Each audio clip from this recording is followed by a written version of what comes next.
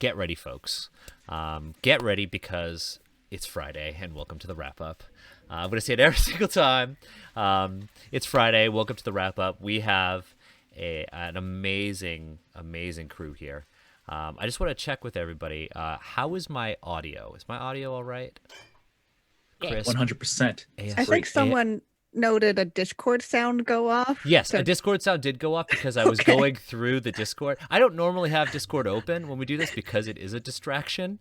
But I was going through just to kind of talk about, our Discord community, and then I accidentally clicked on one of the voice channels and opened it up because on my monitor I have this giant glass that's in the way and it's blocking half some of the screen, and I just couldn't see where I was clicking. Discord sound did go off. But yeah, welcome to the wrap up. This week we are talking about a couple of different things. I am probably going to talk about my love of Mahjong, and why my love of Mahjong caused me to write a very strongly worded email to 3 white women in Texas. Didn't know about that. Oh, never got a response. But yeah, I would talk about my love of Mahjong. Mahjong's really special to me because Mahjong, we'll get to that. Anyways, we'll talk about Mahjong. We're going to talk about Session 0. Shout out to Session 0 Con as well, but we're not talking about that this week. We're talking about that next week. Next week's going to be super because it's a topic we should have done like 2 years ago. So we're going to talk about Session 0. Is it a scam? Is it not? We're talking about Mahjong, and we're going to talk about negativity in the TTRPG space. We're all guilty of it. Like, nobody is perfect. I've been hella negative on, Steve, come on. Really? For those tuning in on YouTube, I just threw in chat. I don't know how to. Not only do I not know how to play Mahjong, about 5 years ago I learned Mahjong is not the matching game on Windows machines. I always thought Mahjong was just like a kind of solitaire that you just like match tiles, and I was like, that's cool. The tiles look really cool. And, you know what, Steve? I'm actually going to lead by example and be like, you know what? I shouldn't have said really, because your experiences growing up might not have been my experiences growing up. I appreciate that. My experience growing up with Mahjong was not being allowed to play Mahjong and thinking, damn, those green tiles look like Jell-O. Yeah. That's true. Like, my childhood experience with Mahjong was always hearing the sound, sitting on the basement stairs going down to my grandparents' house and watching my dad, his 2 older sisters, and my grandpa play Mahjong at the table. And my brother and I sitting there just watching and be like, what's going on? And like, yeah, so like, Steve, I should not have faulted you at that. And that kind of leads us into our, our sort of topic about negativity and how there is a trend, and there has been a long-standing trend in the TTRPG space of using negativity as a way to gain attention. Oh.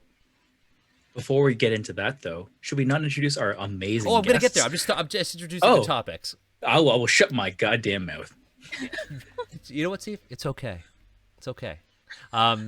Using negativity to get attention under the guise of creating discourse. So those are our 3 topics today. Mahjong. I never thought I'd do a podcast on Mahjong. Mahjong, negativity, and Session 0. We have 3 amazing guests, and as usual, I am joined by my co-hosts, Agatha and Steve. Let's start with a very important guest, because this guest is the reason why we have a Discord server. The Dovetailer. Hello. Pam, overseer of our community, the master of Me 6, and not quite, but almost.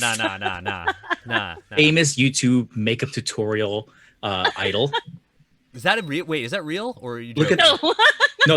No, I'm saying that Pam is, and this is me putting the pressure on, because Pam, every single time we stream together, your makeup is always on point.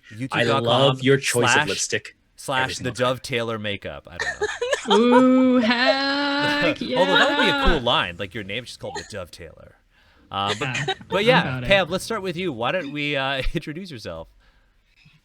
Hi, I'm Pam Punsalan, also known as Pam with the Dovetailor on Twitter. Yes, and my brain is a 3 a.m. brain, so just a fair warning if I ramble a little during the stream.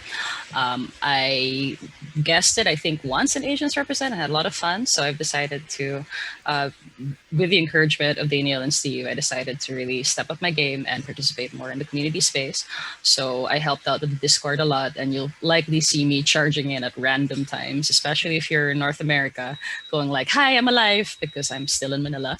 I do a lot of game design work. I'm also doing editing, sensitivity reading, and cultural consultancies now. So one of the main reasons why I'm very excited about this stream is because these particular talking points about session zero and about how we use discourse and how we curate our conversations and our own responsibilities as creators and even as participants in the space to be accountable for what we say and how we use how we take our feelings and put them into actions means a lot to me. And it is rare for people to really like get this kind of format to talk about it, so I'm happy to be here. Yeah, and Pam, you've actually been on, well, with Asians Represent, like a couple of times. Like I, first of all, like had the, I was gonna say the H word again. I had the honor of meeting you in person. The H word. I guess the H word. The H word. The honor of meeting you in My person God. at Big Bad Con. But also, you joined us for the Weaving Asian Stories panel for yeah. D&D Celebration, which got Yeah. featured in Wired. Yeah, that was fun stuff. Yeah, so like Pam, you are a force to be reckoned with in this industry, and I'm so happy you are a part of our community, our industry, our team, and I'm happy that we are friends. So Pam, welcome to the wrap up.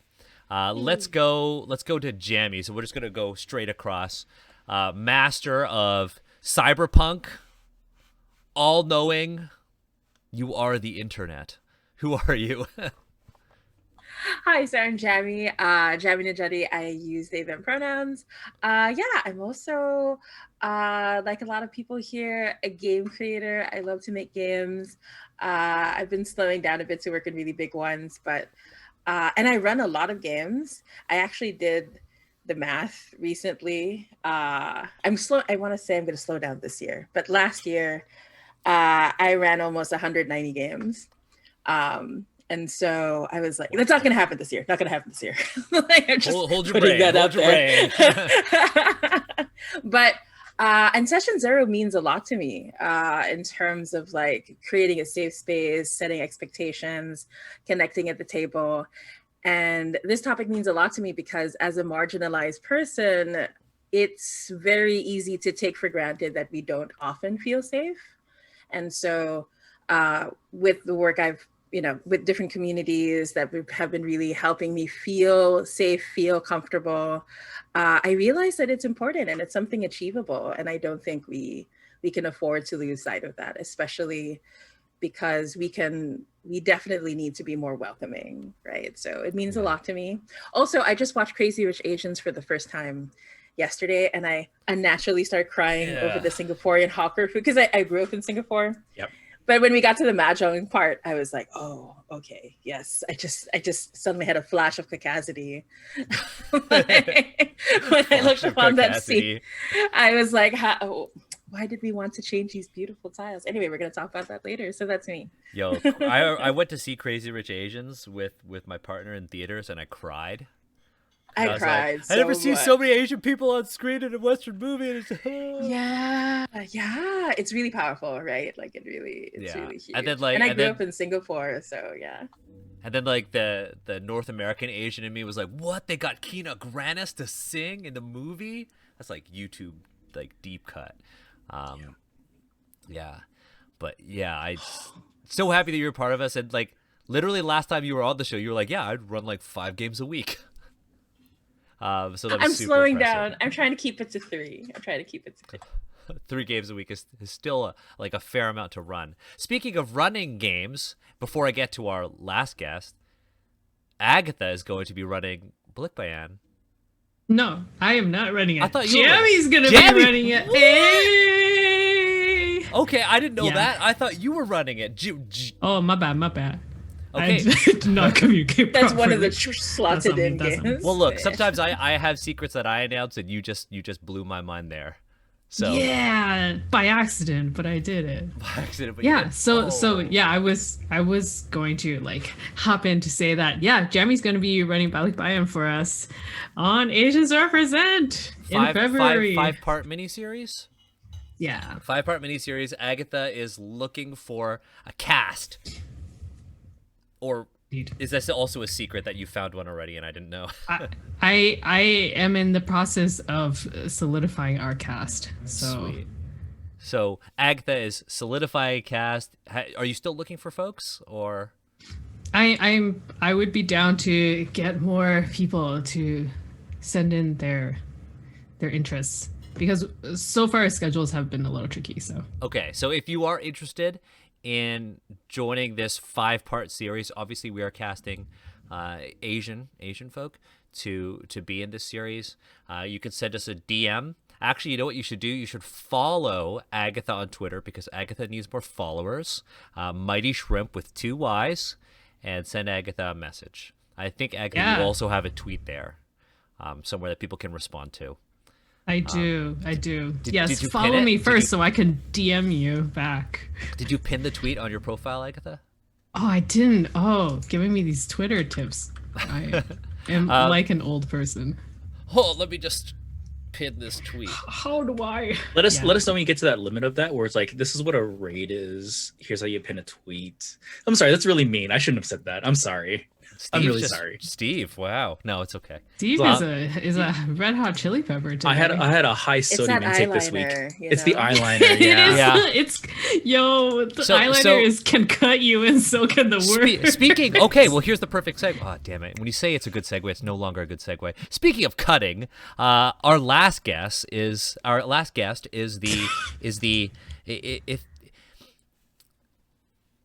the embodiment of the cutting potential of a sharp blade through your heart. Oh, of course. Kiana, welcome back to Yay! Asians Represent. Welcome to the wrap up. Why don't you introduce yourself? You thank any you. winner. Yes. Thank you for having me again. Super excited to be here chatting with all these wonderful people. I'm Kiana. I am a TTRPG designer and streamer, and general. I find it a hard way to describe what other stuff I do. Community, education, organizer situation. It's a but lot. a lot of people would know me as the co-curator of the TTRPG Safety Toolkit. So obviously, the Session 0 discussion is very important to me. But also, I am someone on the internet who got a lot of followers for being angry on the internet. I was one of those people who made a event tweet at one point, and that catapulted me from like the 800 followers I had as a streamer all the way to I think 2K in about a week, because I was mad. And it kind of just kept going from there, and I've learned a lot over the years about what it means to be an advocate and to talk about issues online, especially as someone like I started doing all that when I was like 19 and I'm 23 now, and so obviously I've grown a bit and seen how the community has responded to these things, and especially how the community has responded to criticism and call outs and all that stuff. So yeah, there's a lot of things I have in my head about all that. And I think there's something to be said there about, accidentally, going viral and getting lots of followers. It's scary. It's scary because I've been there when I said, "Hey, Wizards, why you still sell Oriental Adventures? I'm mad." Right? So there's a difference between that and doing that intentionally to get attention. I think there's a very big difference between using social media as a way of kind of venting your genuine emotions, and using social media and manipulating it and manipulating perceptions of anger and negativity to your benefit. And that's something we'll talk about today. But I think we need to talk about our tabletop topic Mahjong. I never thought that on this tabletop analog gaming podcast we would talk about Mahjong. But I'm a minimal gal, according to the website. So maybe Me too. Yeah. Oh, are you a minimal gal as well, Steve? Apparently, yeah. Damn. I think there are a whole bunch of us who Drew, one of our mods, and our Twitch mod is also a minimal gal. But yeah, so this week, something pretty, I want to say shocking, but I'm not. Something interesting happened. A company went viral on Twitter called the Mahjong Line. The Mahjong Line is a small company in Dallas, I believe. Dallas, yes. Dallas, Texas, and they consist of 3 white women who decided that they would make an American mahjong supplier. And I say American mahjong specifically because, as we learned from Jeremy, our friend's amazing article on the Huffington Post, there is a deep intersectional history of mahjong in the United States. So it's worth acknowledging that. The fact that they're making an American mahjong product isn't what got the Asian community upset, though. It's how they marketed themselves and what they said about their company on their website. So I guess we're back to Asians Read, but instead it's still Asians Read stuff by white people. So on the Mahjong Line's website, and I feel okay to direct our audience to that website. There will be a point in this where I don't feel comfortable, but right now I'm okay with that. So on their website, on their About Us section, they said, "We launched this company in November of 2020 with pure intentions and a shared love of the game of American Mahjong." Oh wait, hold up. Never mind. I cannot read this because this is not the original statement. Correct. This is not. Yeah. Yeah, it's the amended one. Does somebody have the original one? Oh, they hit me there. So if you read Jeremy's article, and I'll link the Huffington Post article, and Jeremy's a friend of the podcast here. Jeremy had written some of the original statements that were made prior to the change. So if you go to the Huffington Post article, then under the About section, originally it said that the women who did this were inspired to give centuries-old game a respectful refresh. Here, I got it, actually. I got the screenshot. Okay, perfect. On a quest to purchase her first Mahjong set, Kate discovered that the artwork of the traditional tiles, while beautiful, was all the same. Shaw, what? And did not reflect the fun that was had when playing with her friends, and nothing came close to mirroring her style and personality. There was so much potential in the words and expressions called out during a game. Cracks, bams, flowers, and wins. And she decided the venerable game needed a respectful refresh. Enter Annie and Bianca, Kate's Mahjong partners in crime, who also have a unique personal style and creativity in abundance. Together, they hatched a plan to bring Mahjong to the stylish masses, and their collective baby, the Mahjong Line, was born. Whether you're partaking in a pickup game poolside with a recurring cast of characters, or bellied up on a card table in a game parlor with a cocktail, the Mahjong Line gives the game a modern makeover as playable works of art.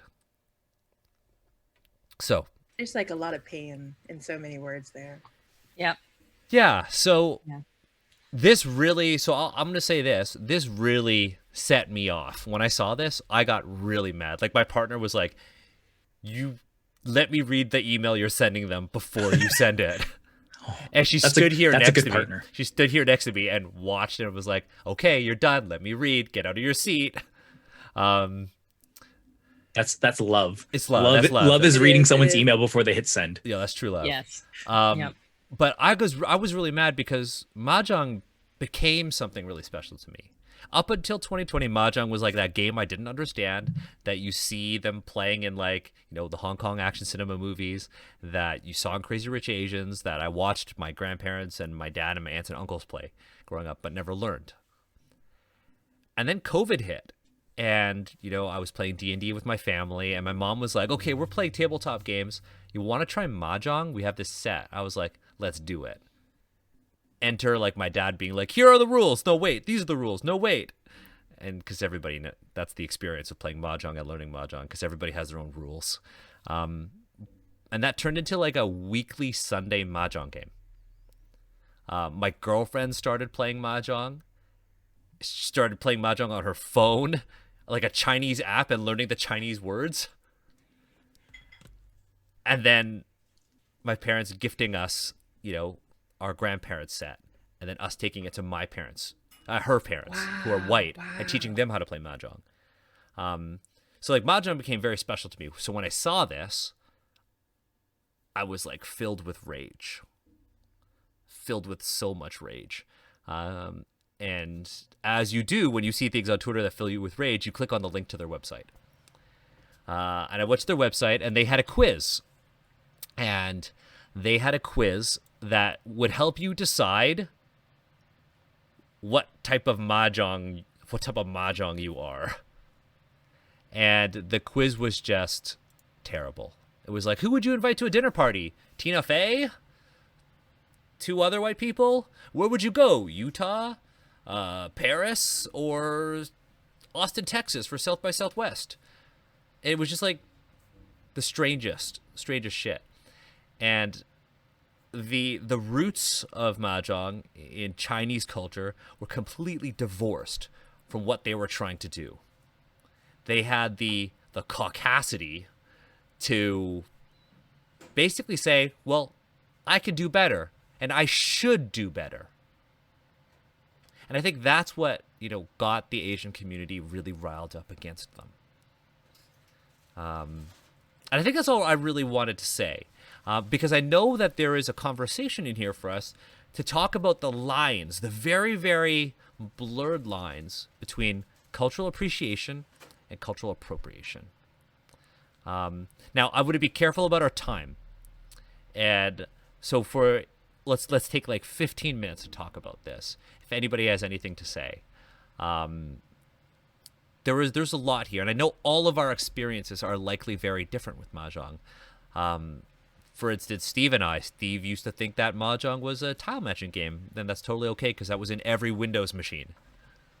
For me, it was just a bunch of tiles that look like Jell-O. But yeah, there's something there that I think was deeply upsetting to Asian people, and it's the fact that these white people decided that that was something that they should do.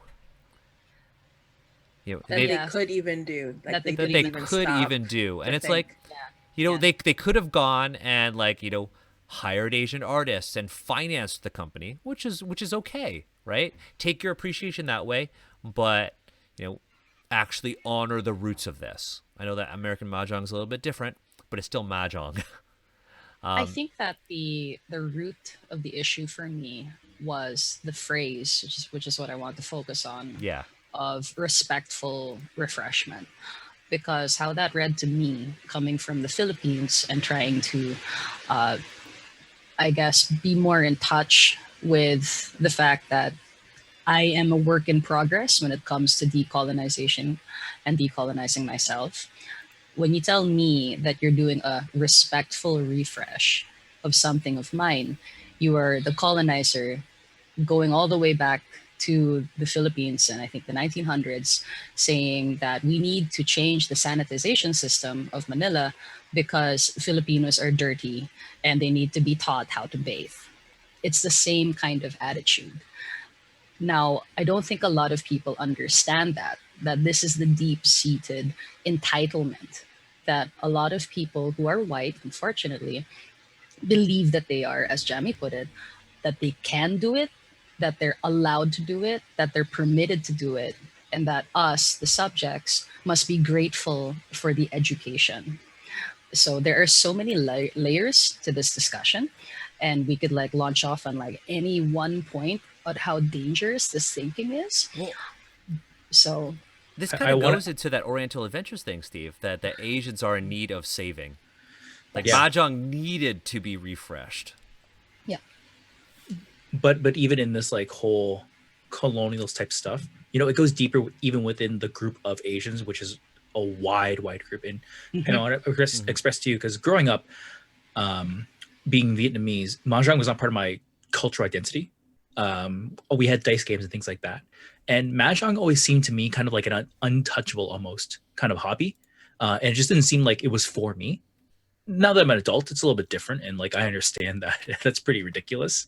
But it didn't change the fact that, even within our group of East Asian identities, even if I can make it even like smaller, there was a lot of, who can and who cannot, and the oppression that follows.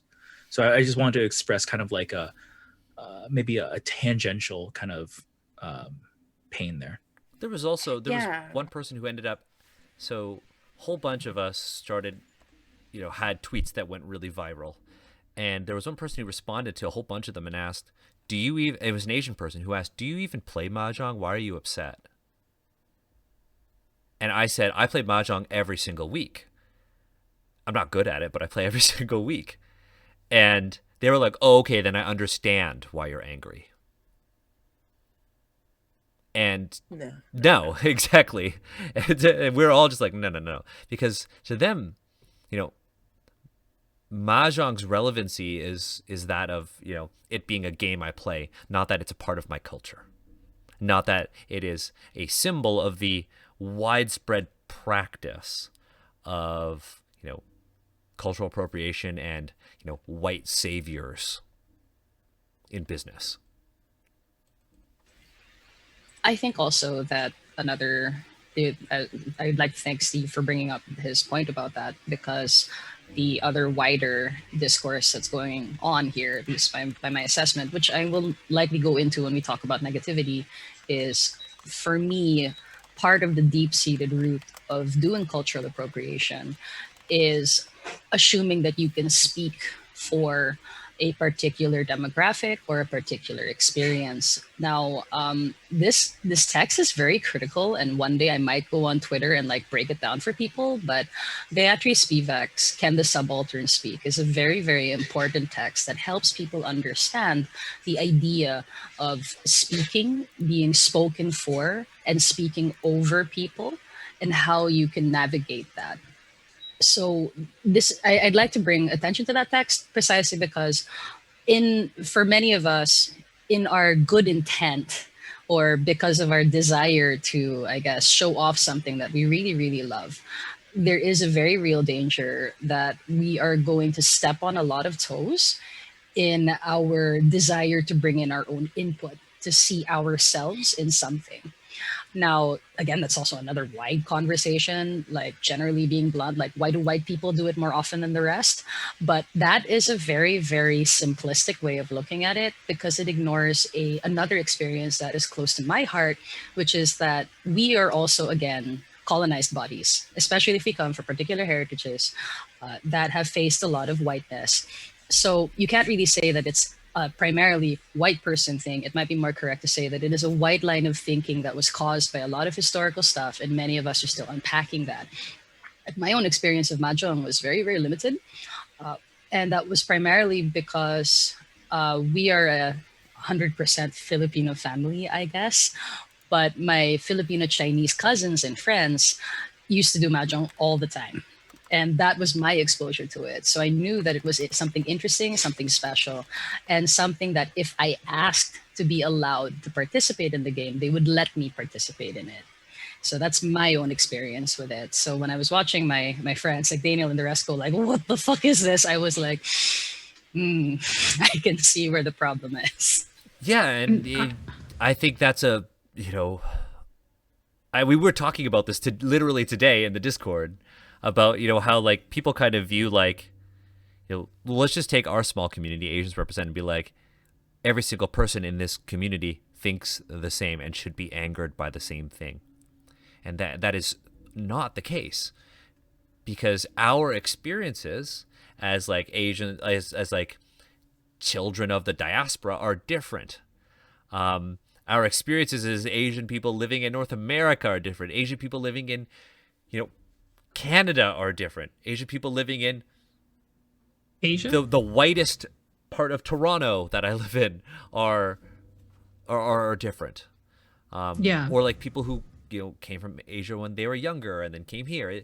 There are so many perspectives, and I think we need to take into consideration the fact, and you highlighted this, that we do not share these universal feelings, especially when it comes to like cultural plagiarism, let's call it that, especially when it comes to that.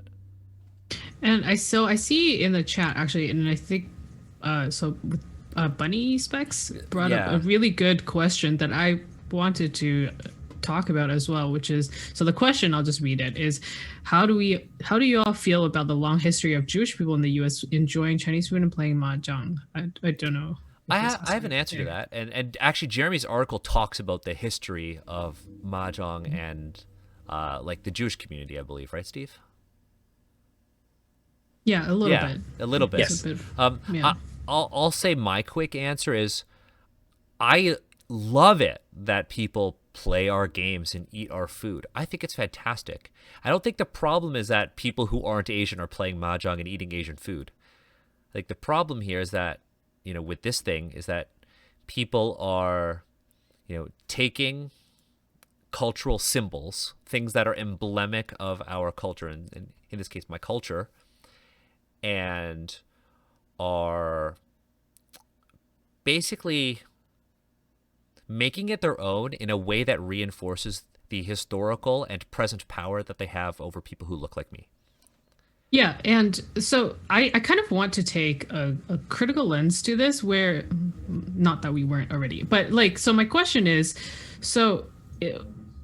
I guess talking about intentionality, this I didn't do a lot of research into this brand. I think other people on the stream have done more, or at this company, and I'm just wondering what were they taking from? If people were to say, okay, I've been playing this the Jewish version of playing Mahjong, and I want to make it so that it's easier for me, or it's cuter for me to play, whatever it is the reasons are, or more stylish Parisian because I like to travel there, etc. What does that mean for say for us as an Asian community? How do we think about that? Because it is already in a way a different iteration, right, of this game. Yeah, so let's actually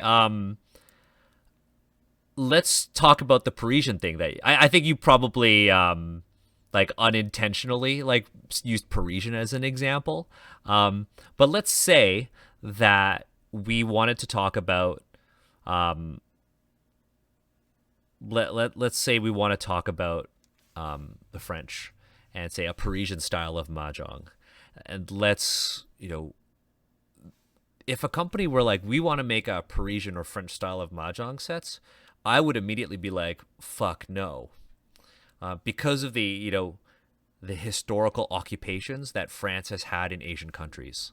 Right. Well, that wasn't exactly my question. My question is more about thinking about that there is already this tradition within, let's say, the Jewish community in playing this. And then so for a lot of people, let's say in the United States, their experience with Mahjong is not that it is a Chinese thing, but that it is a part of their Jewish identity, right? And so then if they were I want to refresh this however way I want because of this experience, how do you navigate that?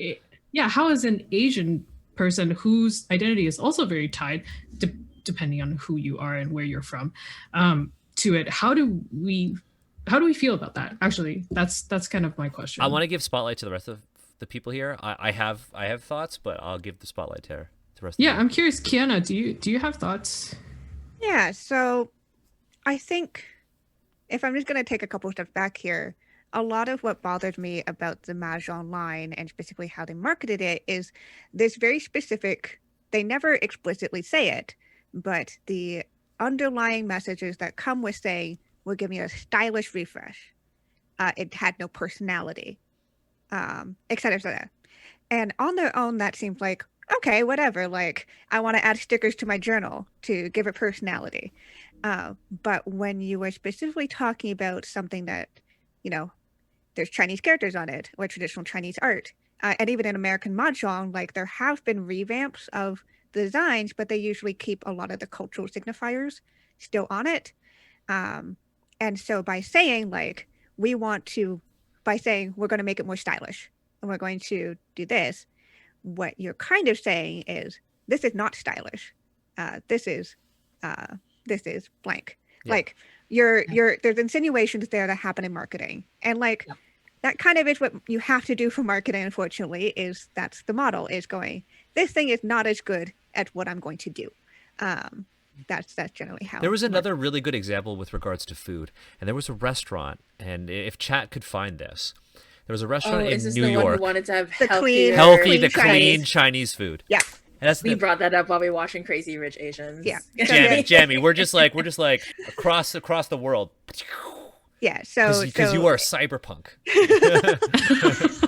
Yeah. So that's where it comes down to me. It's like, gonna yes, find this I have seen more modern Mahjong tiles, and more modern Mahjong tiles that haven't been made by Asian people. That it is a thing that happens, especially because there is an American Mahjong that plays differently, and calls the symbols differently because they don't speak Chinese.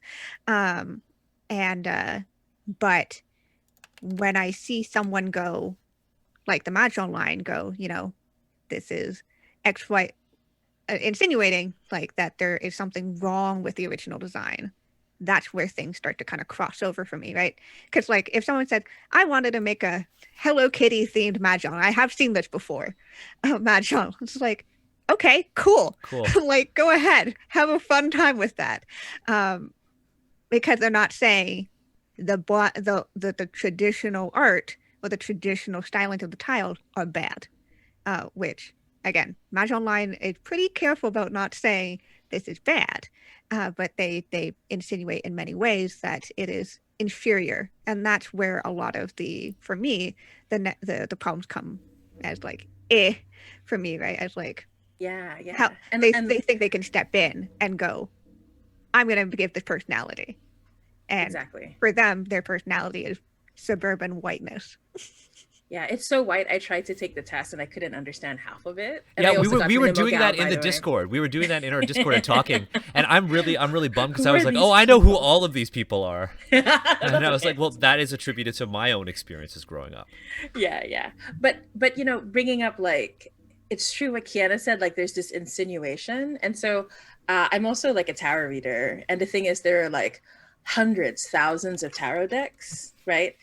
They tend to follow the same structure of Rider Waite Smith. That's another thing to unpack. But whenever someone comes up with a new tarot deck, they don't say things like, oh, we're going to give the tarot a refresh, or, oh, we're going to make it more stylish. Usually the wording instead is a different interpretation, or the artist wanted to discover and journey through the tarot on their own, or there's a lot more respect in approaching the tarot. And it's because the tarot is associated with whiteness, right? It's a very white idea. Despite the made-up stories of it starting in Egypt, it most likely started in Italy as a poker game kind of thing, right? And so just the way that we talk about different tarot versions versus how we talk about, how they talked about, updating it's as if it was sorely needed. It's kind of like this person who comes up to you and goes, darling, I think it's time for a makeover. Like that kind of like insult, right? Is like, what are they trying to tell you? It feels really condescending. And I think that's my problem with a lot of these things. Yeah, you're creating at the expense of others. And I think that's the perfect way to kind of move into other things that we're going to talk about today. It's creating at the expense of others. It's like for the tarot thing, it's like, oh yeah, I thought that the art on the Rider Waite tarot deck was too two-dimensional. Here are my 3D tarot deck. Like, no. And Are you telling me that they didn't say that it's for jaunty? This new refresh is for jaunty gals playing a civilized game with a wink, and they didn't say that it wasn't your mama's game? Because I mean, I read that and I'm like, wow, yeah, great. Also, like, I'm not playing Mahjong poolside because it's gonna be way too loud and people are gonna kick me out of there. Yeah, and this is definitely one of those. I agree with what Pam you said before about like the whole like. Just there are some things that are like decolonization keywords that just always gets me. For example, civilized. Yes. Like Civilized with a wink. I could talk about that for 2 hours. Modern refresh. Yeah, So modern. what they're saying is that it's old, and Yeah. it's It's dusty. It's Yes, yeah, antiquated. and- It's from a bygone era. exactly. and it's not civilized, which is such a Uncivilized fucking. I'm out. Also, Or can we just talk about how the which is fact that very- these are like 400 USD for a Mahjong set? Yeah, and yeah, also and that. yeah, so it's what it's framing it is this is the beginner set, but it's also $400, and I'm not going to get into it because it's not the topic, but like the accessibility issues, the like Yeah. of the Yeah. actual tile reading, like And also the economic idea yeah. that your culture, your cultural refresh has more value than our heritage. Yes, Pam. That is a problem. That is a Yes, Pam. big ass problem. Like, this is the same energy as I mentioned as like we need to teach Filipinos how to bathe because they're stinky. And it's also in the same spectrum of Asian is a fetish. Like, you get to do with what you want. You get to do what you want, but somehow we can't. Like, my usual question when I see things like this are, okay, but how do you actually treat Asians? Like, honestly, because you're telling me that this is a respectful refresh, but are you actually supporting any of us? Will you actually do anything for your Asian neighbor? Do you even know what Asian means? Like, can you tell the difference between somebody from Japan and somebody from Korea and somebody from the Philippines? Can you? Or are we all just yellow to you? Like, did you even know that some Asians are brown, some Asians are black? Like, do you know any of this? Because if you did not, then you have absolutely no fucking business telling me that you're going to respectfully refresh this heritage. Now, if you were writing for yourself, if you wanted to say, as the rest of us put it earlier, if you wanted to do something for the American heritage of Mahjong, sure. I'm not going to touch that. That's not my experience. That was yours. Transcultural exchange is a big thing.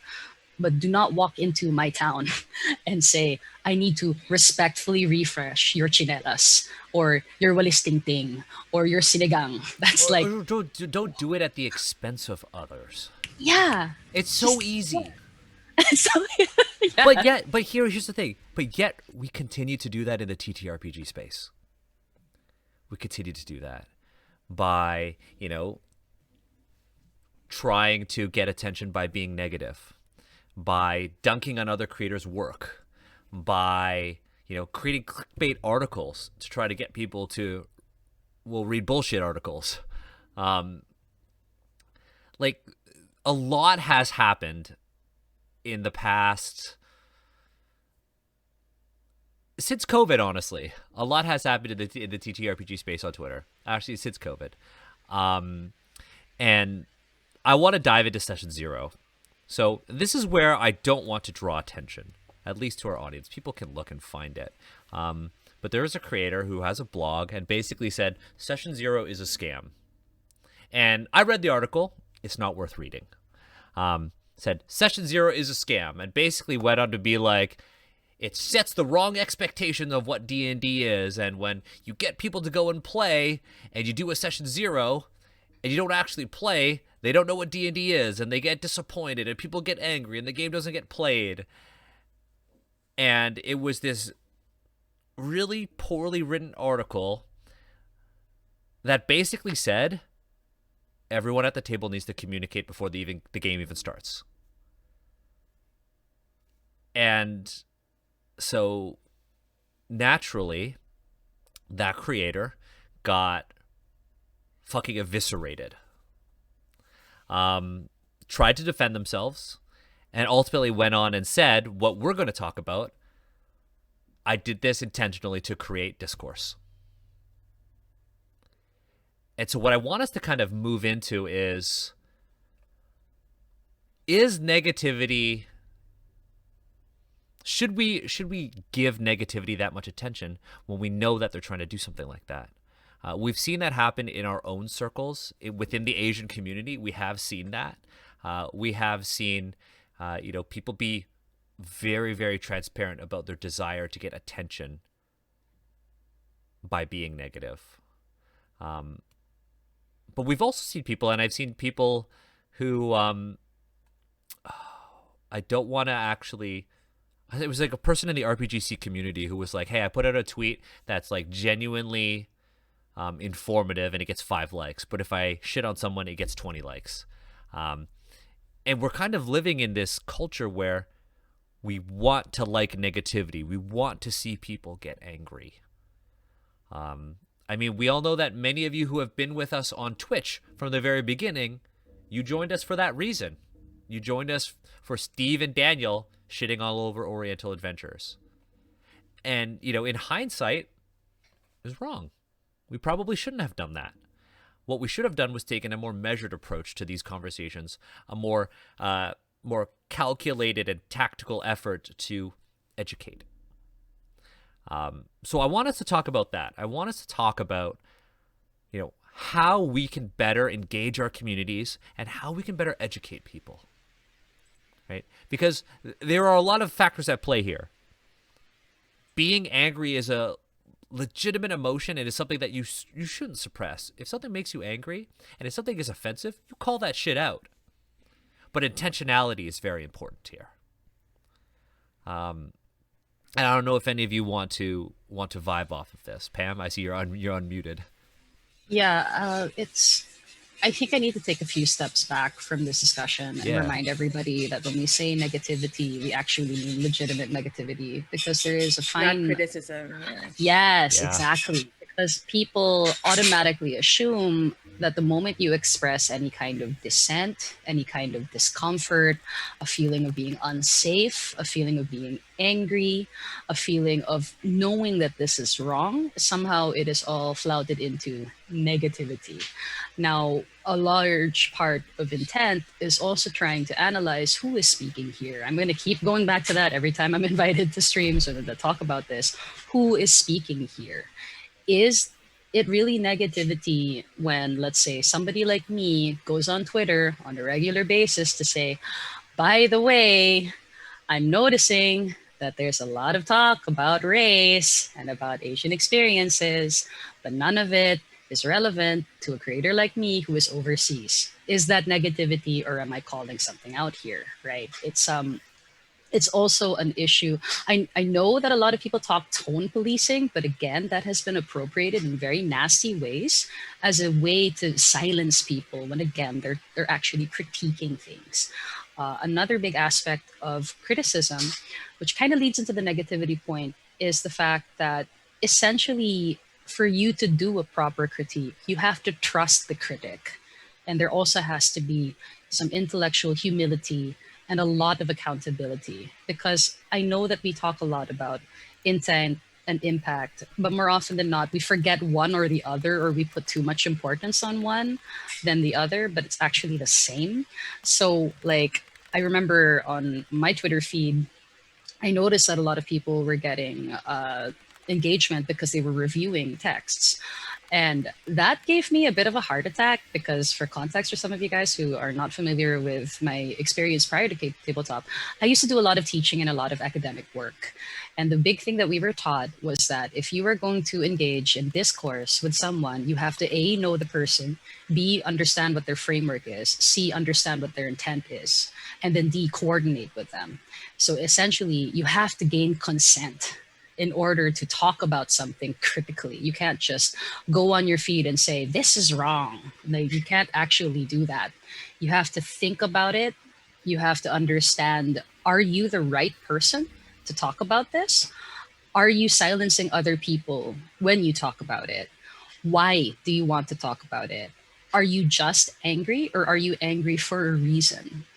And then also for a lot of us, POC, and a lot of anybody who's basically marginalized in any way, take a deep breath first before you consider the risks. Is this really okay for you to do this? Because you will invite a lot of attention, and people will deliberately misread your intent no matter what you do, and they will remember those missteps, and they will further judge you for it.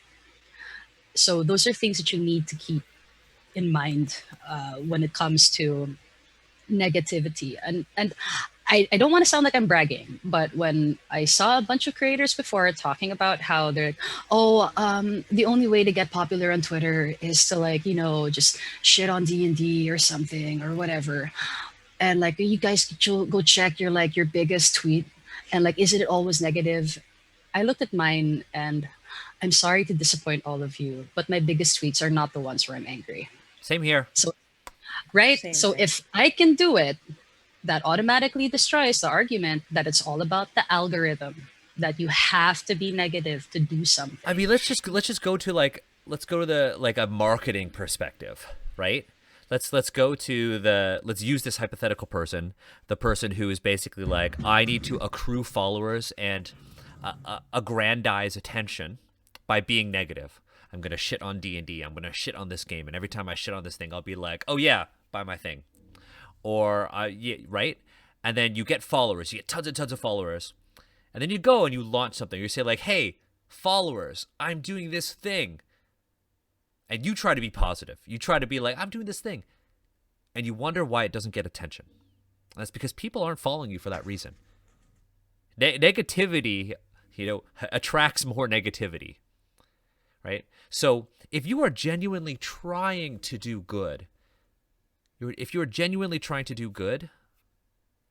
need to put more good out into the world, right? You need to put more good out into the world because, that light attracts more light, right? That's how we all found each other. Literally, like on the New Year's, go back and listen to the 2020 sort of like reflection episode of the wrap up, and Steve literally brought up our first ever interaction on Twitter, which was shockingly very easy to find because we didn't DM that long. But like, I liked Steve because Steve was so positive, right? I was like, Pam, we got to collab because, Pam, you take a measured and, nuanced approach to things. You take a step back to consider all of the different viewpoints. Jamie, I met you because Agatha thinks you're dope. So I don't have much more than that. Like, Kiena, like, again, you post long form discussions on Twitter, but you also do this thing where you say, not my time to speak. I'm going to let others speak. And that's super important. Super, super important. And yeah. So I'm actually very curious about what you think, Kiana, since you said in the very beginning of the stream that was your Twitter experience to begin with. So like, what do you think now that you have several years under your belt with yeah. So I definitely felt where, because people started following me, so basically the very first tweet I ever made that went super viral, which very weird because I had just been like, I'm just a streamer, and then I told a story about how I overheard someone talking about how forced representation is shitty, and like, what are you going to see next? A disabled bisexual Asian girl in a game? And I'm like, that's literally me. And that's all that tweet was. That is literally everything that I put. And it got a lot of traction. And I'm always someone who believes that when you have an audience, you have a responsibility to use it well. And you have impact with your words because of the size of your audience. And so, like I said, like I jumped 2K followers in a very short amount of time, which is a lot, and it changes how much your words matter in a sense. How many people are going to see it? How many people are then going to think about it? How many people are then going to respond? And that was also the first time that I had to really deal with trolls, which was very strange, because I was just a streamer. I was just like, I'm playing D&D online. Look at me go. And so when I realized this was happening, I took upon this responsibility of like, okay, I need to figure out how I'm going to spin this into a productive way. And so I started doing threads about like, what is, because a lot of people were saying like, yeah, but it's not historically accurate if you have like that type of character in World War II games. I'm like, okay, hold on. Wait. Who said, but what kind of character? A disabled by Asian girl that that could have totally happened. Exactly. But anyways, and I started going on this on this role of like, okay, like how do we talk about these things and how do I start using my platform to talk about these conversations? And my platform grew and grew and grew from that. And it's still a very strange experience to have because I did not ask to be an influencer in any way, shape, or form, but here I am.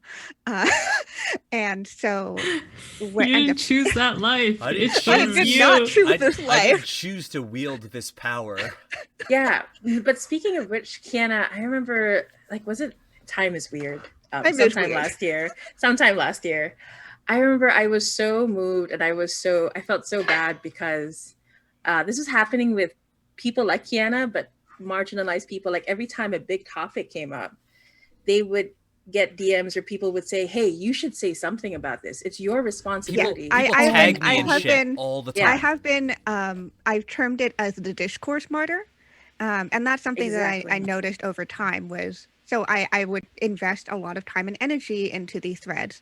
And because I don't want to be that person to just say things because I am going to say things, and I make, at any point, I make very long form threads, like easily 5+ tweets in one go because I'm Really, trying to, really good threads, though. Really, Thank really you. super good I'm ones. trying to, you know, be as nuanced as possible in the Twitter format, and I'm trying to show like this is how I'm coming to this conclusion.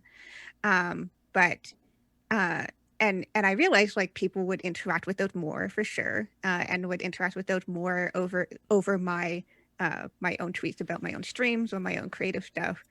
And as time went on, as I got more and more people looking into that, people started pressuring me to be involved in conversations that I didn't want to be. Pam mentioned something about taking risks when you talk about things and speak up, and that is incredibly true because when you have a big platform and you are speaking out about something and you're a marginalized person, there are so many fucking people out there who are just going to go find you and harass Yeah, you. and they just do this for target practice, right? Like Yeah. they're not even related to the TTRPG scene, and they would just seek this out, right? Yeah. Yeah. So like I think I've been on very like I've been targeted by people like Grimasaur online. I've been targeted by a lot of people for speaking up, and so it's always a risk factor for me. And a lot of people don't realize for marginalized people, it is a risk factor to speak up about something and to put in the energy and the time and the emotional vulnerability, which we talk about here, to do those things. And then people start going, why aren't you talking about this thing? Clearly your silence means that You're You're complicit in complicit. it. and I'm Yeah, like, you're complicit. no, it's because I decided that this would not my conversation be part of. And it again, Pam brings up a lot of the great baseline points of consent in Discord. Like I didn't consent to be part of this conversation. I don't want to be part of it. I may have my own thoughts and feelings about it, and I need to maybe go vent somewhere private. But my public platform is not the place to be. So yeah, so and over the past year or so, I've kind of been like, okay, I need to just stop doing this. Yeah. And like, I still have things to say. I still have a lot of things to say. Obviously, I'm here and talking. I think it's a good. Yeah. I think you bring up a really good point about people weaponizing your Yeah, value that's the against word. others. Yes. Yep. I get and like look, I'm grateful that if you're watching this, if you respect me enough to be like, well, what does Daniel think? Or Daniel said this. I'm grateful that you respect me enough to do that. But I didn't consent to that, and you are literally weaponizing my name against another person. Where I would rather have, if I actually wanted to be there, have an actual conversation with them. Steve and I actually Yeah. talked about this a lot in 2020, and it was like Steve, you are, and I constantly say this, you are my more empathetic better half. I am the cold and heartless other half. I will say that over and over again, whether or not you agree with me. But I know that to be truth. Steve, you are always willing to be like, yo, let's just go talk for 20 minutes on Discord. And I would always say, Steve, like, I've like, you you want. Because I will never, Steve, I will never, unless it's harming another person or yourself, I will never tell you what not to do. But I will say, Steve, you go do that if you feel like you have the spoons to do so. But as your profile grows and as people get to know you, there is an expectation that you will do this. You're setting a precedent that you are available, always emotionally available to do this stuff.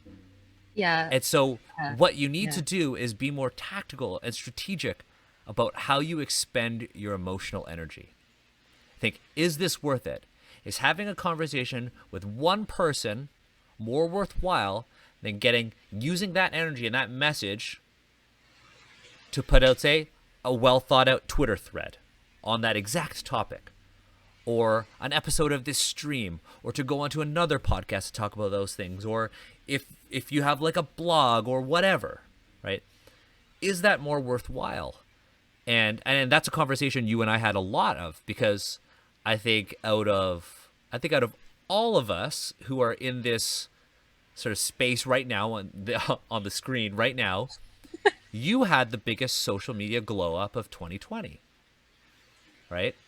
Because you went from being like, I'm going to shout from the sidelines and be a fan, to I am now the one that everyone is cheering for, right? Yeah. So actually, yeah, Steve, what do you think? I want to hear your thoughts. I was very lucky that Daniel, Agatha, the whole community was there to support me as I began to grow. And I'm very lucky that I had enough professional experience in business, and I will specifically say business, to know that as I see trends, I can extrapolate emotionally and logically where this might go and do a risk assessment. So I was very, very lucky that I'm in my early 30s. I'm very lucky that I'm able to recognize these patterns now and make decisions based on kind of past experiences. And Daniel, Agatha, Kiana, Pam, all of you have like been really instrumental in kind of like that growth. And I took it all to heart, and I give out, as Chat said, one cookie a month. Basically, that's a process within my own internalization that I've done, but it still didn't prepare me for a lot of the we can call it trolling, but I'll call it abuse that I witnessed.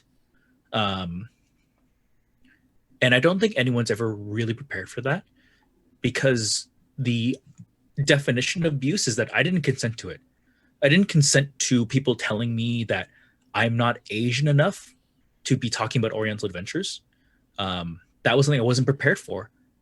But as my platform grew and I gained that audience, that did happen. And I'm now kind of rambling because like my emotions are kind of like boiling up.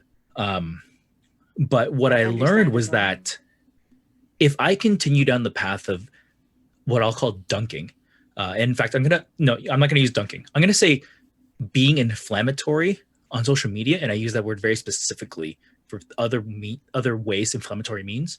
If I continued being inflammatory on social media, I was going to attract more of this non-consensual interactions. And what I realized was that from a business and mission statement point of view, that was not going to help me with my goals. My goals being to reach people and to connect with them. Being inflammatory is like a human body.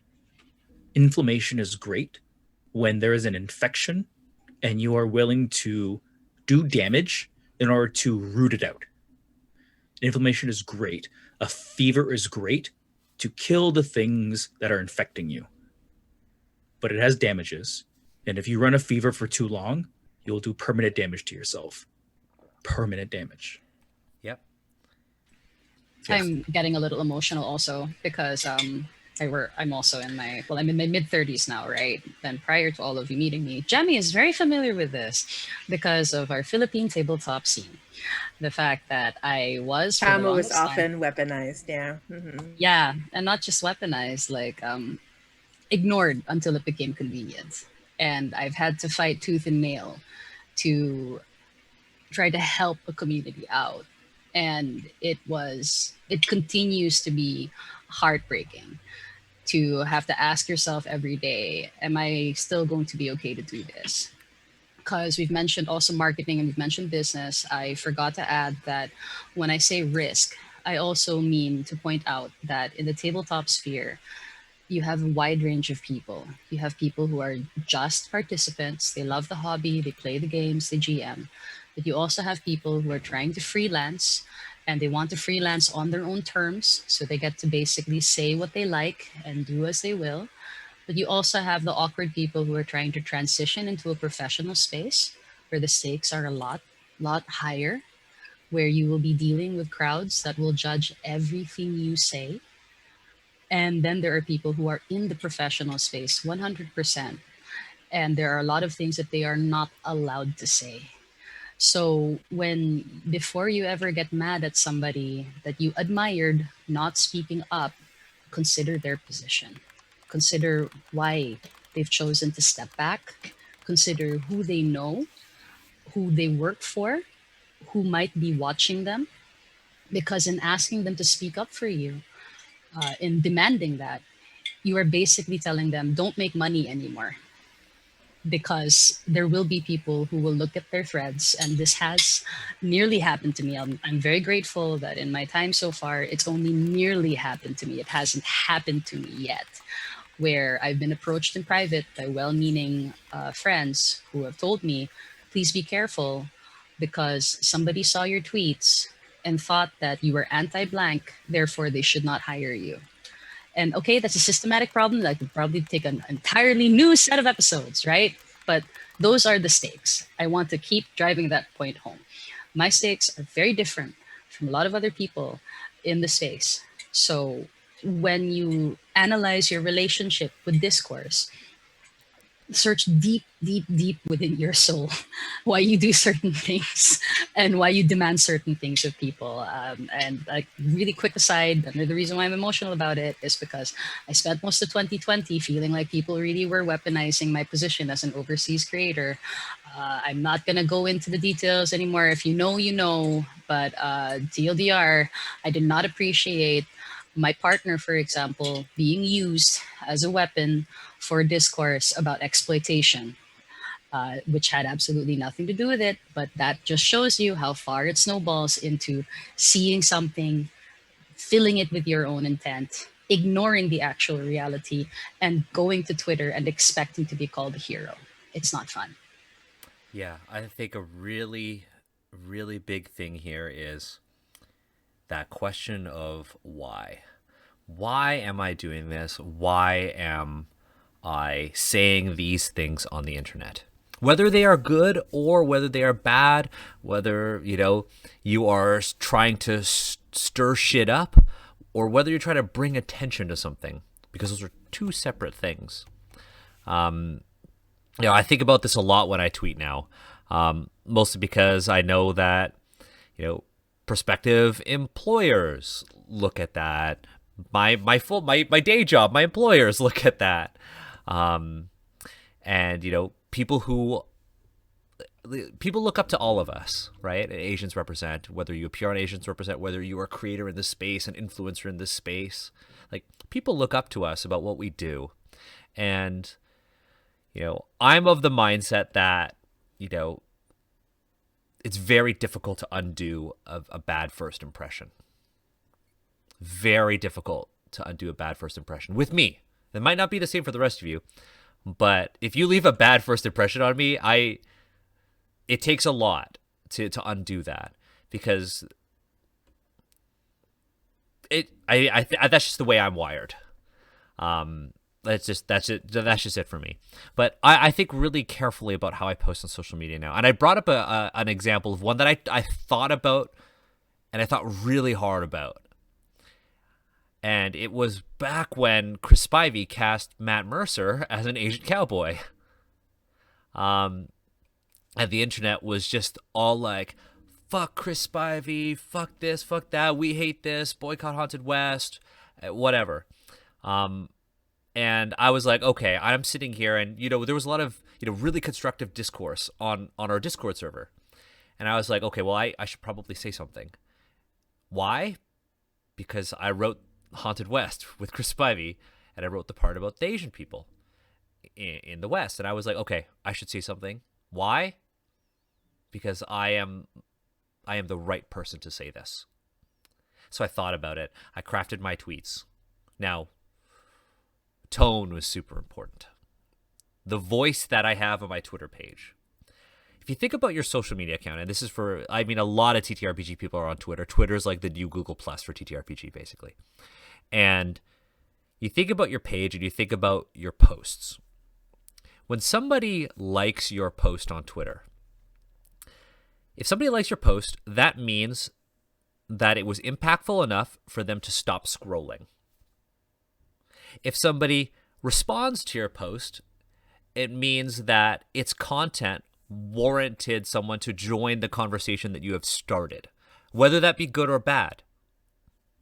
If someone retweets your quote, or your retweets or quotes your tweet, it means that someone cared enough to include what you said in their story, because your Twitter profile is a story.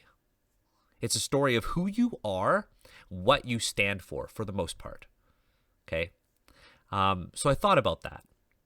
So instead of shitting on Haunted West and shitting on Chris Spivey, who, full disclosure, is a friend of mine, okay, who I greatly respect because his work is of huge importance to the industry, okay, I said, you know what? This is a lesson. So instead of dragging on the creator and his mistakes, I acknowledged that there were some errors made, and then I took the next step, which is something that I think we need to talk about on the podcast, and it's, how do you do good? Okay. And I basically said, here, this is the history. This is why what Chris did is wrong, but this doesn't make Chris a bad person. Right? And I'm looking at the tweet right now. 234 people decided that it was worth sharing on their story. 782 people thought that it was worth stopping for. And a lot of people just responded to it. Right? So when you are thinking about being critical online, think about how your words are going to be used on other people's stories. When you are going to create content that is going to be shared online, like a clickbaity blog post, think about how people interact with the medium you are using.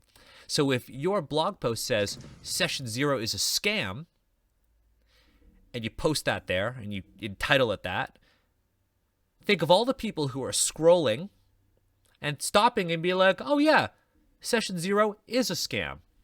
Like, keep going. You are not creating genuine discussion, genuine discourse, or legitimate discourse is what they said, because the way you're interacting with people on that medium is wrong. Anybody who thought to stop, click and read will not share because it was a bullshit article. And they will move on and not include it in their story. So you are not creating discourse that way through clickbait and through negativity because of the way people interact, specifically on Twitter. Now, we have half an hour left. I want to make sure that we are always doing this on the wrap up. First of all, this is heavy. How are all of you doing? Everyone good? Yeah. Everyone good? I have hot dog.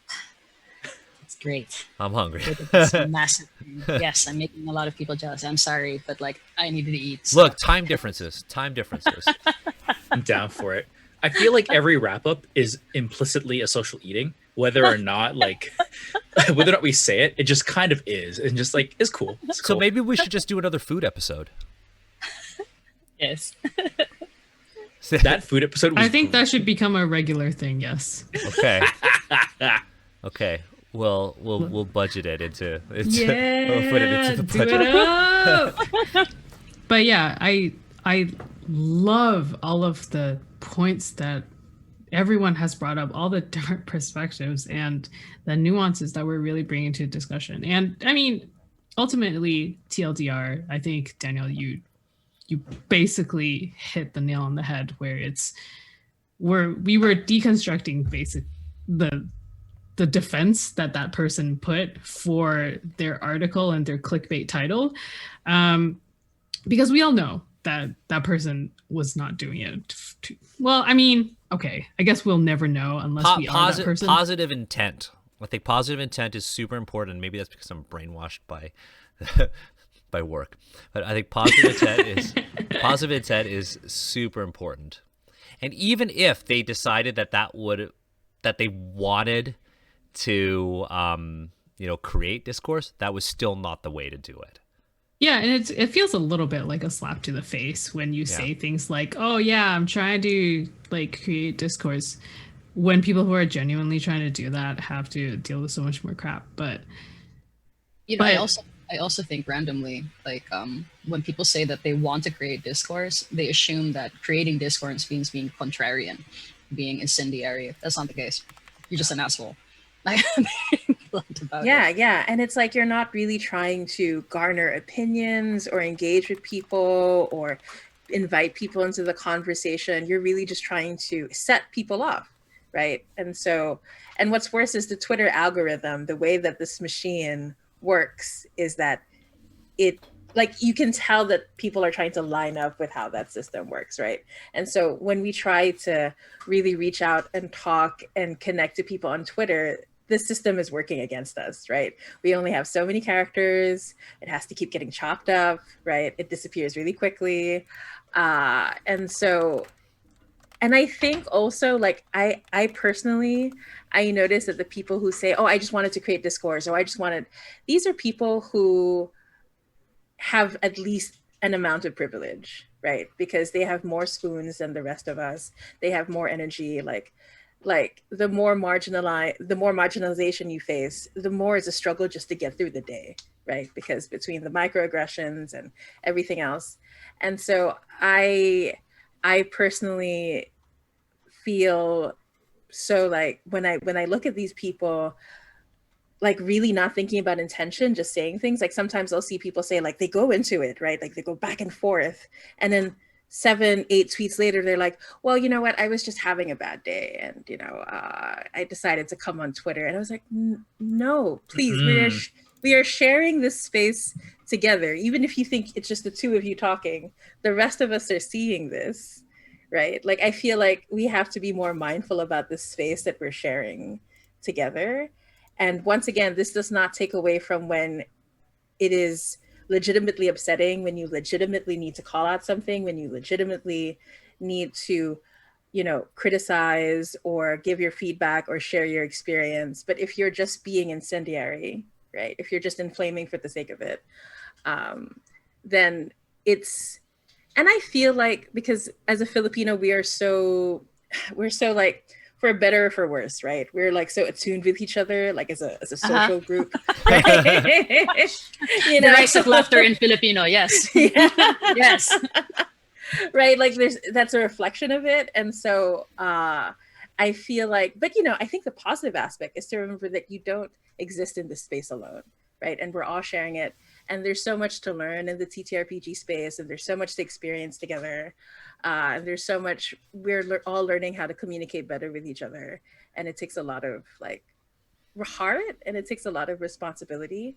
But I feel like we're getting there. I feel like it's getting better and better each time. I mean, I know the discourse can be very cyclical. I know that it can come back every few months and it gets super exhausting. But I feel like we're getting better each time. I mean, I'd like to think that. So let's work to break that cycle by sharing something positive, something awesome that we've done. Let's be it a game that we've played, like video game TTRPG, because I know, Jamie, you're just playing games for days. Be it like a TTRPG, be it like a personal achievement, something awesome. We're gonna end with that. I'll start by sharing two things. The first one is that I am super stoked that Agatha is putting together a cyberpunk thing. Super stoked. I know that, like, Agatha, you shared that, like, part of like 2019 into 2020 was tough for you, and I am not even from the perspective of production, because I know that's how it's gonna sound. I'm happy that I'm not going to be on an Asians Represent thing or working behind the scenes on an Asians Represent thing, not because I need a break, but because I'm happy that you get to take the reins on this, because Asians Represent isn't me. It is everyone who has ever been on the show, everyone who has ever helped us, keep our Discord safe, everyone who's ever, just had a positive conversation with us, right? So I'm super, super happy that you get to lead Asians Represent and do this thing. Super excited. And of course I'll help you, but I'm super excited that you're doing it. It's all yours. Just kick me off the cliff. Fly! Fly. Well, look, there is a great movie called How Dinosaurs Learned to Fly. And okay. It's a cartoon, but it was basically like, it's a kid's movie. It's like, oh, dinosaurs learned to fly by jumping off cliffs and then flapping their wings and flapping their little hands, and then they grew feathers. Not scientific at all, but that reminded me of that. My second thing is that I played literally before this stream. This is why I sent the Zoom link to you late. I was playing Microscope. Literally, I had hard plans at 5:30, and I was like, I'm playing Microscope with Drew, one of our mods, and Angus, another member of our community, and we're playing Microscope because we've been working on something that I think is going to be really cool for Asians Represent and is going to involve a lot of people. And the thing that I'm working on is called the Bureau of Paranatural Survey, and it is a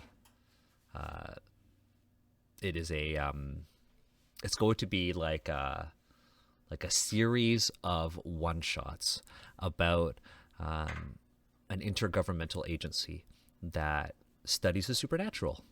And I had this idea a long time ago when I was at D&D Live. I called Amar, and I spent a lot of money on minutes calling Amar because I had this idea.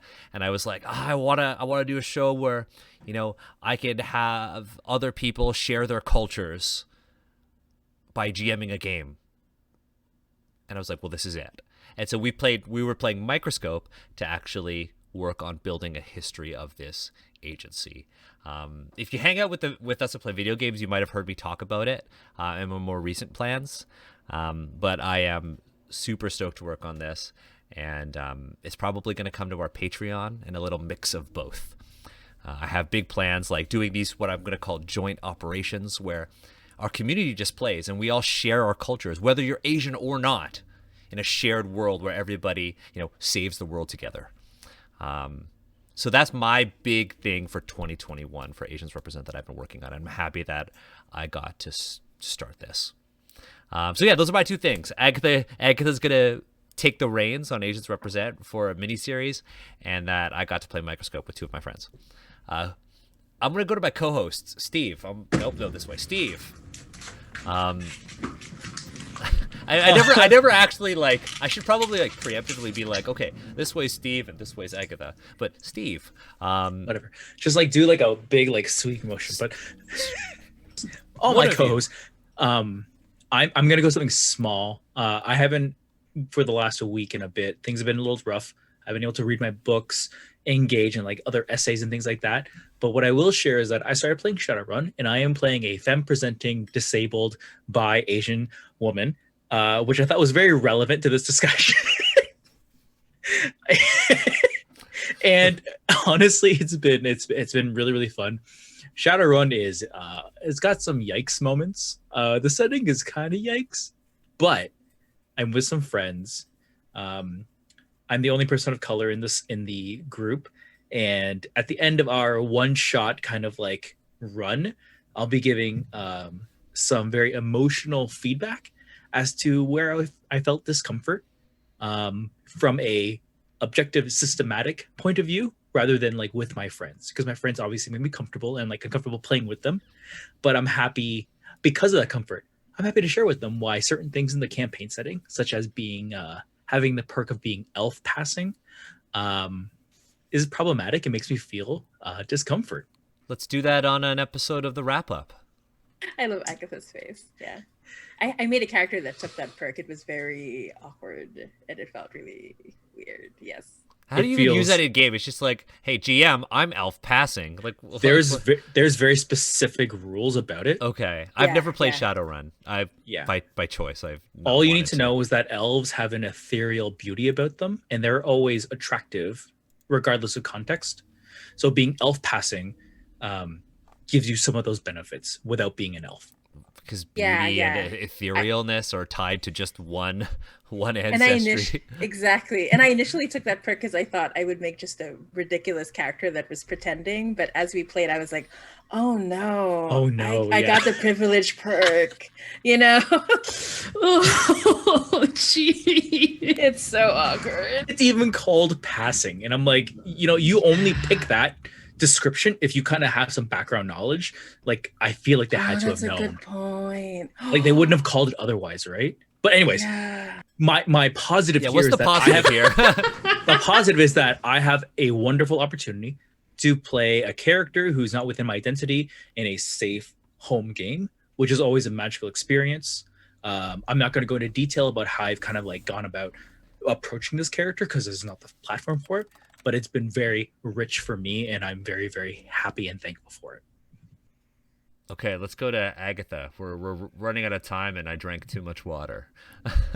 Oh, okay. All right. I'll be quick. How did my that happen? I don't know. I have All this that giant water. glass, but Yeah, it turns out. My shout out is to I've been reconnecting with basically my best friend since high school. We don't live in the same city anymore, but what we do is I'm sorry, I don't know if she wanted to keep it a secret, but it's not a secret anymore. I won't say her name. So we've been playing I guess they're called visual novels. They're otome games, which is like a visual novel where you play as usually like a woman dating like possible men. And it is so the game that I'm playing is called Amnesia Memories. It's not Oh my gosh, that one is Amnesia so series. weird. Which one did you start with? Oh no. Okay, I started with She, and I was like, that one was okay, but I freaking died so many. Anyway, that game is like, We'll talk I later. was like, I thought I was here for like the dates, but I am apparently here to not get murdered. Yes, it is. Oh my god, we'll talk later. I cannot That believe game that is- you unlock the route with that murderer, by the way. And I tried playing and I was like, Oh. why do I want to? Anyway, we'll talk later. And yeah, but that game is really growing on me. I really like the little fairy boy that lives in your brain and gave you amnesia. Yeah, And I he's really enjoy talking about this. It's just such a great bonding experience for my friend and I. We would be talking about okay, in real life, I don't think I would be into this, but like this is a 2D situation. Like, cute. that's fine. That's fine. Atome exists in an interesting space. Yeah. Yeah, that's true. it's yeah. So that's what's been giving me life. Oh, that's that's from the Gauntlet podcast, but that's a positive thing that I am enjoying. The game is. I don't know how I feel about it, but I enjoy the experience of playing it with my friend. Have you done the childhood best friend route yet? No, I haven't. I'm scared. Okay, just prepare yourself. I did that first, and it was. I have been warned. I almost dropped the Vita numerous times, and yeah, it was. I found out about what happens in this route, and I was like, I was not ready. I was not. Anyway, we'll talk about it later. Oh my gosh. Anyway, okay, so let's go. Actually, let's go to Kiana. Oh, me. Hello. I Yes. always end up like, I don't know why I keep.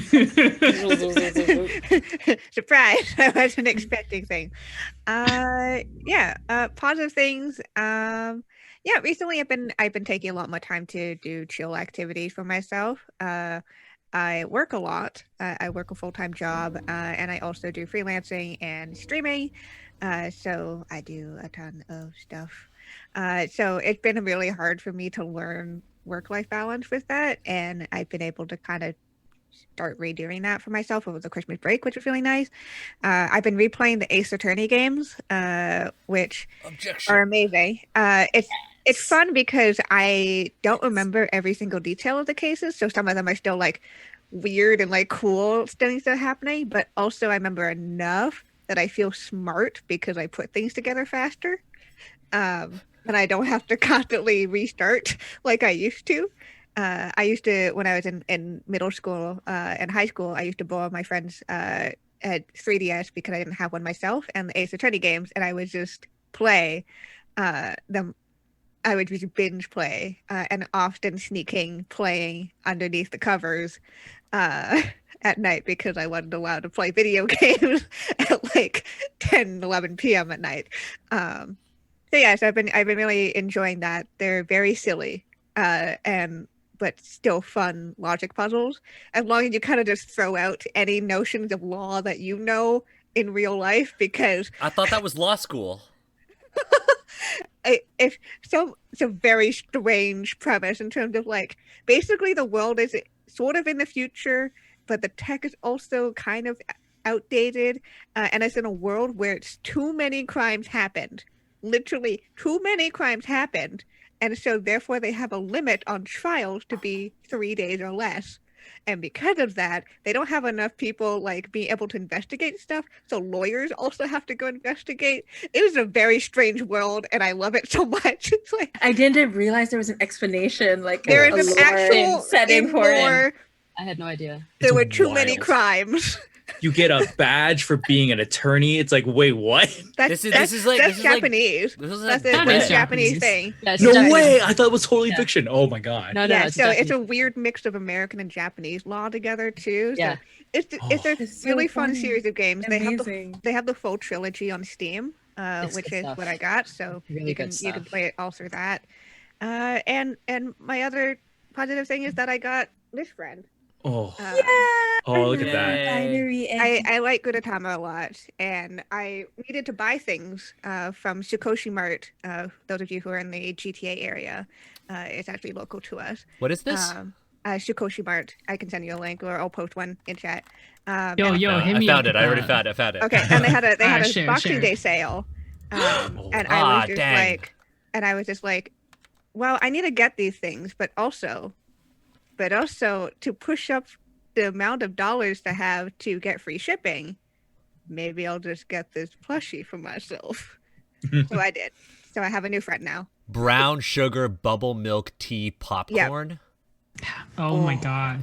They also have a boba plushie that's like Yeah, Boba. yeah, so adorable. I saw Sorry. that. I saw that. yeah, and they have a sweet potato plushie. They're great. I They're got you, a fun I got store. you. So new friend who just arrived like earlier this afternoon. So P.S. Ace Attorney is available on iOS, all of them. yeah, that too. It's so like if you have an iPhone and like or an iPad and you just want to play it, go for it. Also, Kiana, probably not here, but have you played Ghost Trick? Yes.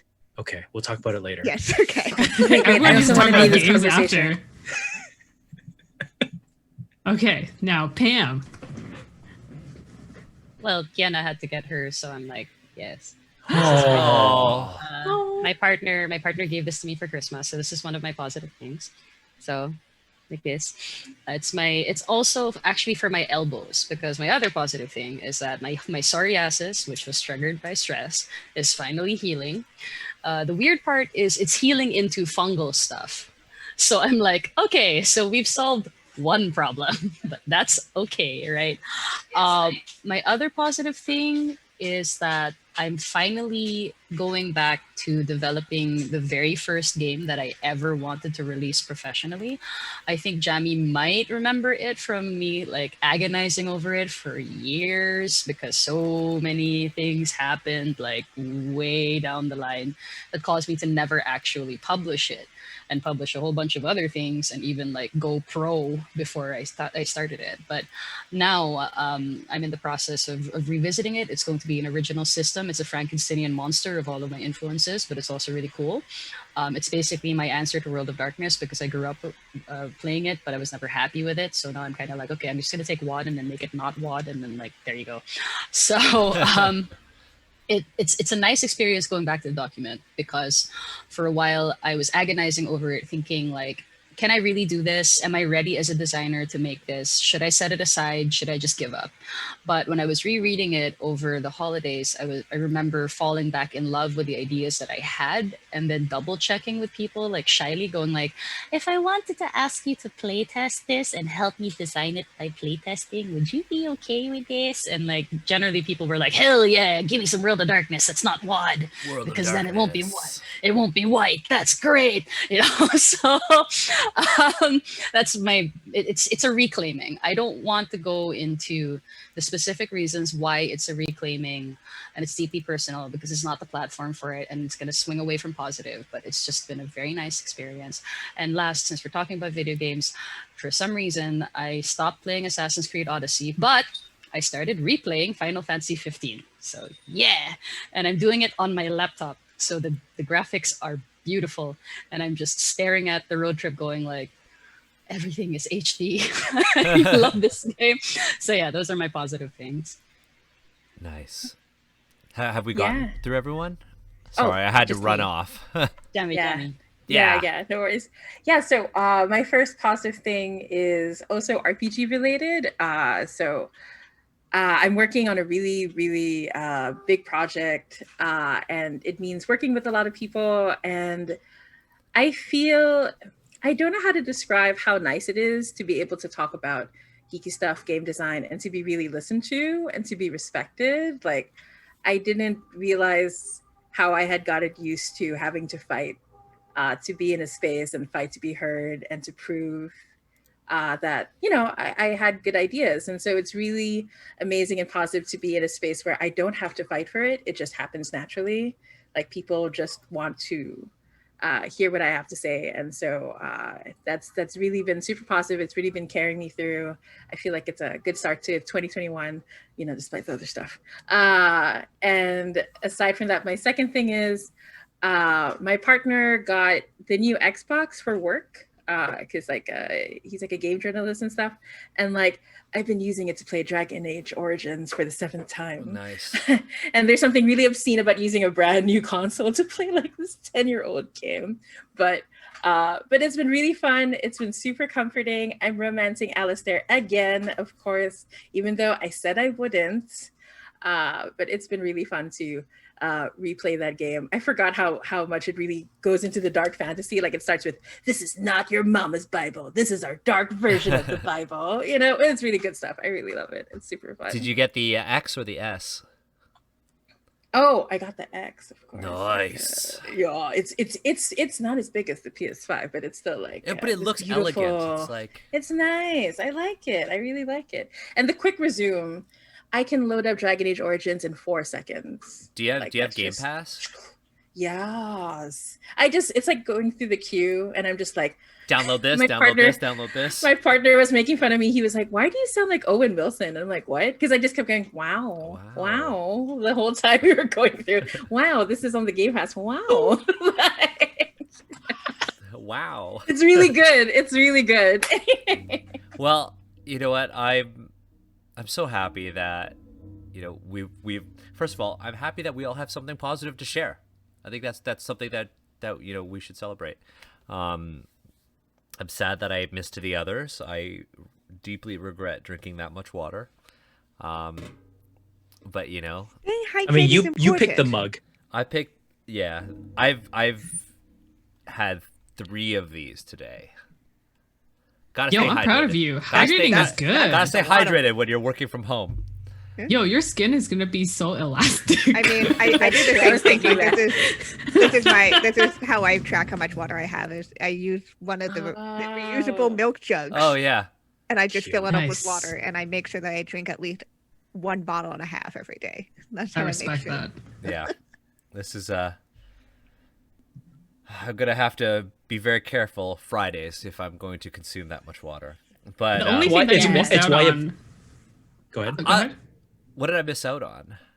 Yeah, the only thing you missed out on was me talking about this dating sim where you It's good. can die in a lot of different that sounds ways. great. In a lot of different ways. You know So what though? many Speaking different of missing out, if you did miss out on any part of this live stream, you should head to youtube.com/AZNSrepresent, subscribe, like, and hit that bell icon to be notified when a new video goes up.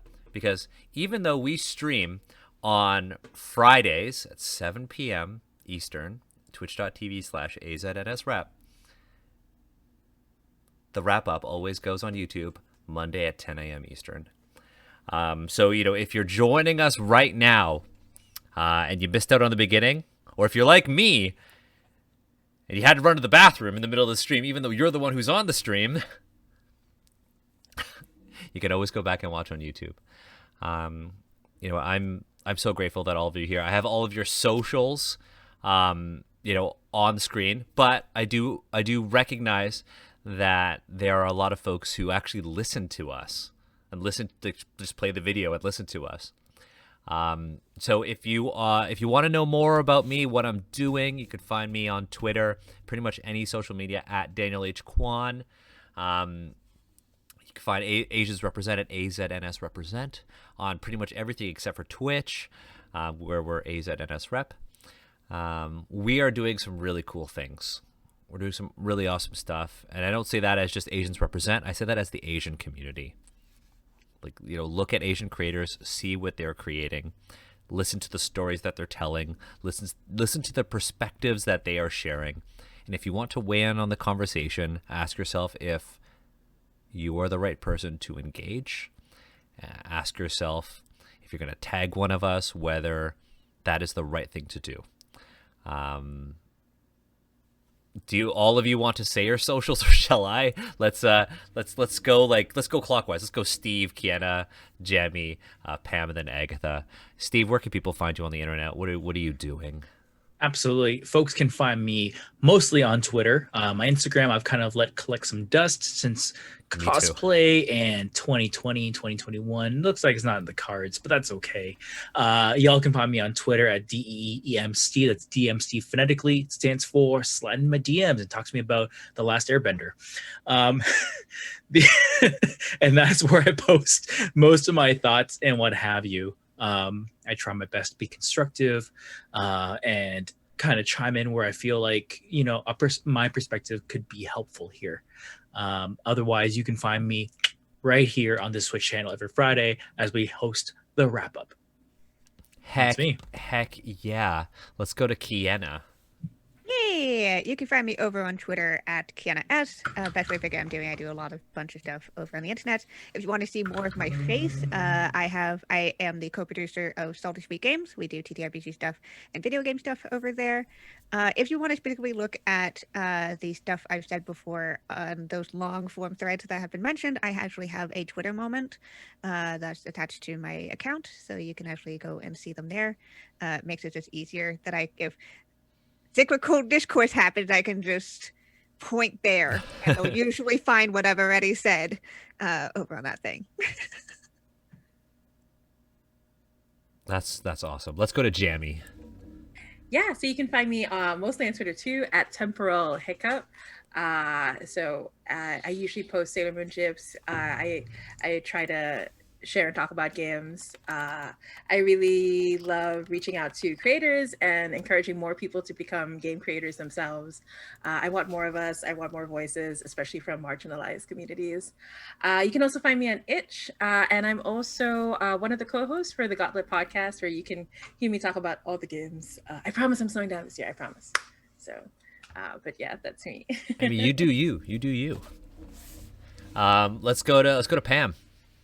Hi, you can find me at The Dovetailer on Twitter. So that's capital T, capital D, The Dovetailer. I'm also on Patreon, The Dovetailer, all small caps. And then I have an itch account as well for my games. I will occasionally breeze in and out of Asians Represent Twitch episodes and YouTube stuff whenever I'm free, and whenever I go like, I need to be in on that topic, Daniel, please. And they say yes. I say yes every time. Every time. If you ever say that to me, I'm going to say yes. So there you go. I'm on a lot of Discords. You probably run into me. I lurk in most channels though, because I try to focus my attention on Discords that I'm an admin of, or that I own myself, or that appear to be very friendly towards marginalized voices like myself. So I might be on a lot, but if you see me and I'm quiet, you might want to find me in like another Discord. Catch me on another server. Yes, I'm also on Facebook. If you guys can find me, go ahead. If not, I'm not going to advertise it because my Facebook posts are pretty much the same as my Twitter these days. So best to follow me there. I recently actually posted rules of engagement. So if you guys spot that, that might be useful for some Twitter etiquette stuff. So if you followers find it useful, then feel free to check it out. So that's me. And how about you, Agatha? Folks, you can find me once again at Mighty Shrimp with 2 Y's, where I will post things that sometimes have my cats in them and sometimes are misspelled, but they are tweets nonetheless. Yeah, and I am on the Asians Represent Discord. So those are basically the 2 places you should come find me at. Heck yeah. Heck yeah. And know you, what, Daniel? What? And you, Daniel? I went first. Oh, I always forget. I want to cue you. I always forget to share my Patreon because I do have a Patreon. Yes. At Daniel H. Kwan, where I post Asian stuff. I might start posting other things. But yeah. That said, thank you everyone for joining us for this episode of the Wrap Up. I'm so grateful that we had this conversation. We have a couple of other things. If you're watching on YouTube, this will show up on the channel later. Tomorrow we are back to reading Karatur, the Eastern Realms. That book is hilarious. And like unintentionally so funny.